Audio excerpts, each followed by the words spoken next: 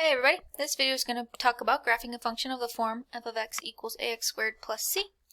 Now we're given the function f of x equals 4x squared minus 4.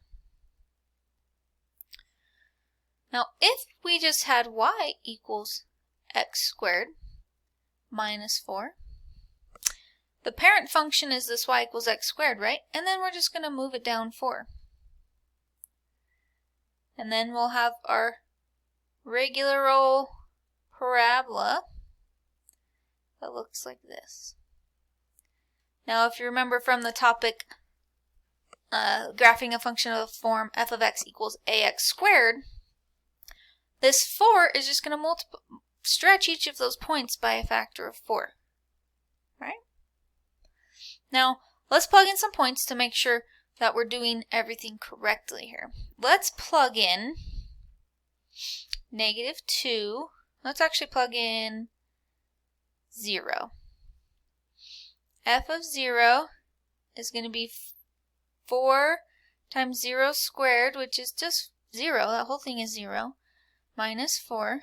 So we're going to get a -4. Okay, so we actually have our first point there, right? Now f of 1 is going to equal 4 times 1 squared minus 4.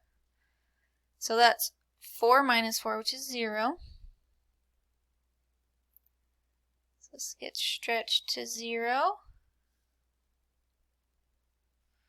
And then f of 2 is 4 times 2 squared, which is 4. So 16 minus 4 becomes 8. So at 2, we're at all the way up at 8. So again, we have a long, skinny parabola. They're symmetric on both sides, so we can just do that. That's graphing the function of the form f of x equals ax squared plus c.